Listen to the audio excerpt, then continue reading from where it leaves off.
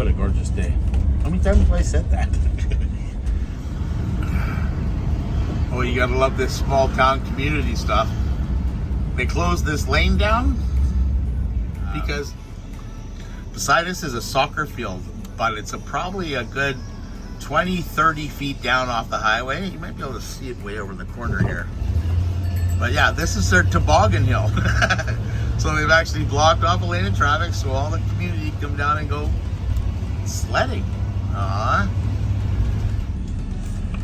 I just remembered, I used to come here all the time and go to a place called the Sally Ann Thrift Shop. I think they have a special name for it. But they have a huge one here in Parksville. So I figured, what the hey? While I'm here, might as well check it out. There we go. The SOS. I knew it is a Salvation Army based kind of secondhand store, but I knew it had a different name. I just couldn't remember. That's where we're heading.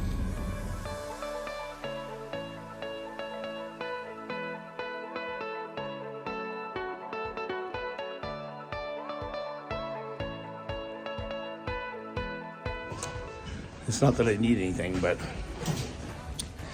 it doesn't hurt to look.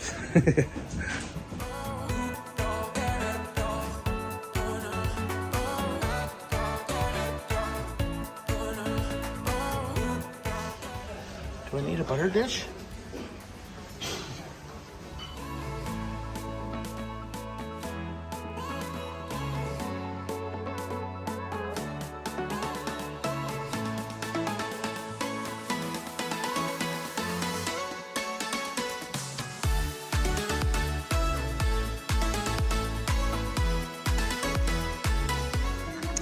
So nothing jumped out and attacked me and wanted me to buy them. So thanks, buddy.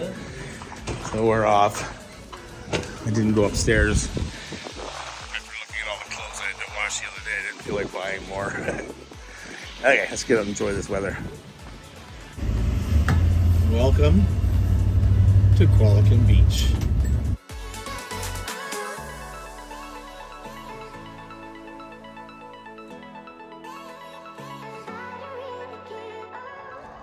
This is the Roadhouse, Crown and Anchor.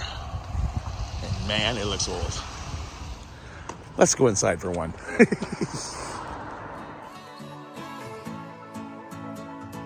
That was kind of weird. You have to walk all the way around the back. Sorry I didn't get any footage, but this place was built in 1930 and just recently was purchased by a local lady who, get this, has her mom in there bartending. Oh, that was pretty cool. Anyways, we're on the road.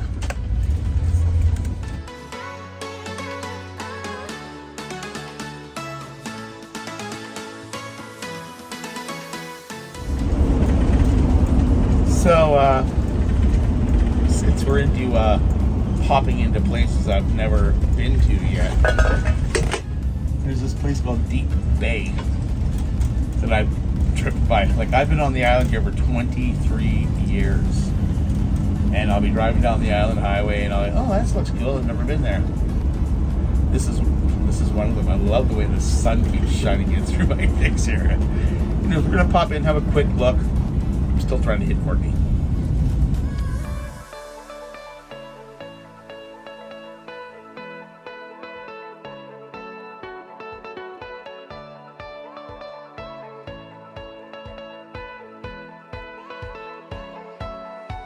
I'd love to find a small little community where I could find 1 to 5 acres and have a self-sufficient little place. Creek running through it possibly, cleared land for solar, maybe even a pond or something for whatever, but I would make it a community for VanLife and Volkswagen people. We're allowed to dream, right?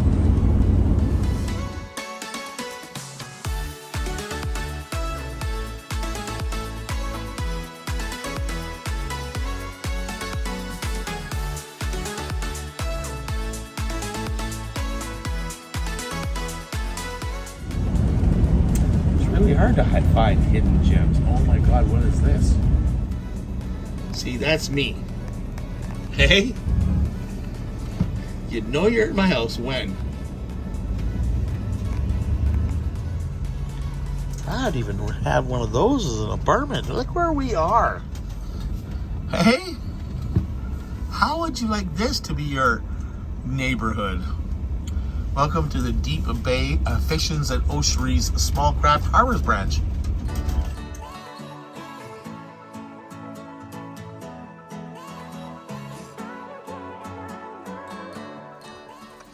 Welcome, people, to Deep Bay. This guy's being all rambunctious because I can hear way out there. Oh, there they are. I know the sun's shining hard, but let's see if I can get in close up.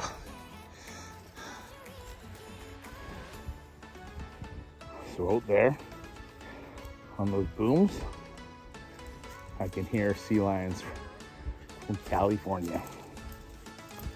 Look at this beach. Oh, God. Look at that. We'll leave the GB Express here for a bit. We're going to go for a wander out onto the dock just so I can circumnavigate and show you guys what this secret little hideaway that I thought I found, I now know I can't afford.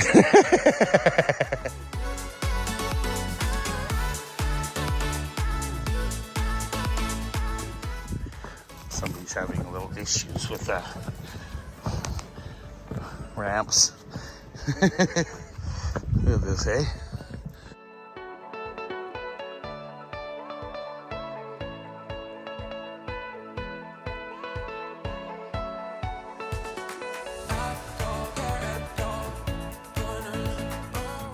So, looks like our university has some money. I'm not too sure what these boats are all about, but I'm going to guess they're shrimping and crabbing or something like that, just because they're open punts like this and they're motorized. So that's my guess.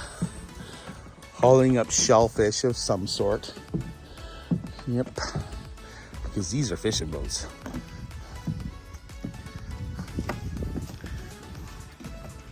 Okay. Look at the size of this thing. I bet you this thing was built, I'm gonna guess, in the 40s or 50s. Maybe this guy's gonna tell me. So I just talked to one of the local guys here. He actually lives down here on his boat. He said this used to be a tall sailboat, or a sailboat of some size, some kind, back in this day, and they made it into a, I'm gonna guess, dragger, just by looking at its back end. Hauling the nets in, throw all your fish in the bay there, and your, oh, maybe gill netter? Is that what it is, a gill netter? I don't know, maybe my fishing friends will tell me. I grew up around this stuff in Prince Rupert. From the time I was old enough to leave home, we used to come down to wharfs like this and just jig off the edge of the wharf and catch cod. Not that the cod was any good for eating, just because, hey, our, sorry, he was rolling in, what do they call that? Puke from a seal. All our docks like this in Prince Rupert were near canneries, so they didn't have the best of food to be eating off the ground. So they were fun to catch, but seeing big old boats like this that I know take off into the open waters and crash through the waves to bring us that scrumptious seafood, that brings back fond memories. Hey, dude, are you having fun? Dude, are you having fun? You're doing really good. But I want to let you know something. Seal poop isn't a very good cologne. Okay? Chicks don't dig it. So these guys are trollers. I don't know if you know the difference. But they have these big pipes that go like this. And those pipes, when they're out to sea, get put out horizontally. And then they drop, by the looks of this guy has 3 lines on that side and 3 lines on that side. And they just do what you normally do. And they troll for salmon. And as they come in, and they unload it, and they reload.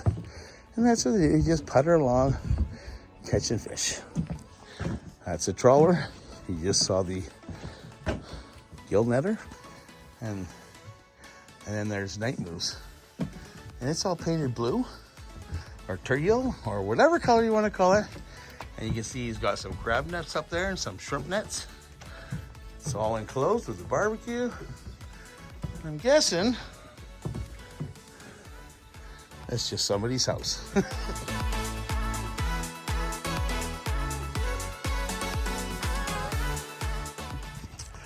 Should Brent give up van life for boat life? Huh? Just chatting up with one of the local full-timers down here. He says there's 4 of them down here living full-time.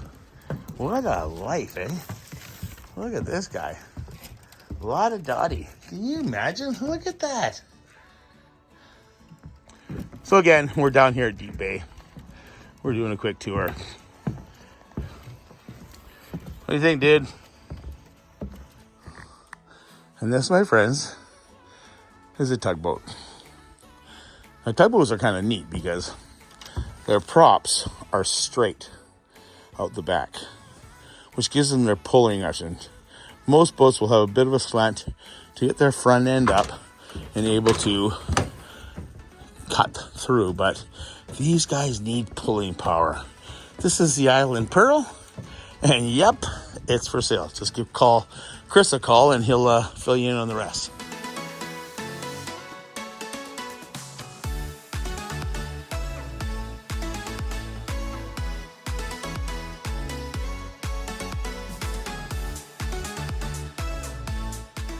My champagne diet tells me that my beer budget can own one of these. I know. A little paint, and it's got a lot of room, and I think I can make it work.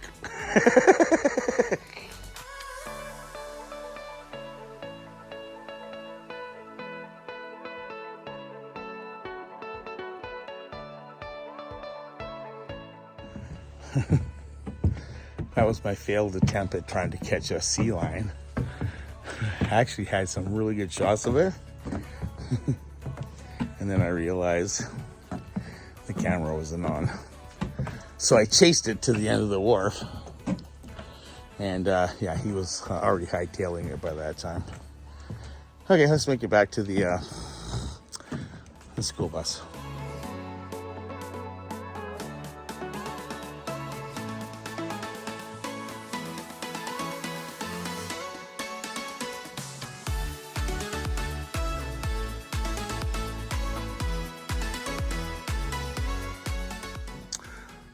One last boat shop before we leave the piers is this one goes out to my buddy subscriber Joe up in Sycamoose. I think I found your next boat. I love you, buddy. Let's get going home where it's nice and warm.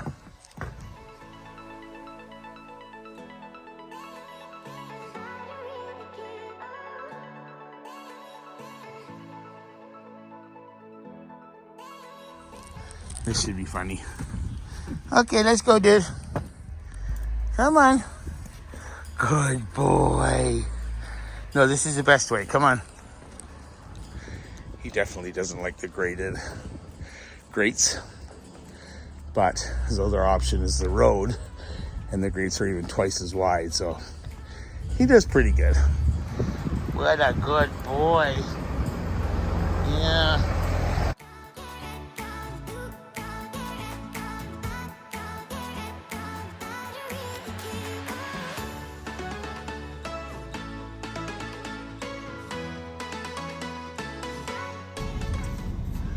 Just as I was about to leave, I saw this street and this view.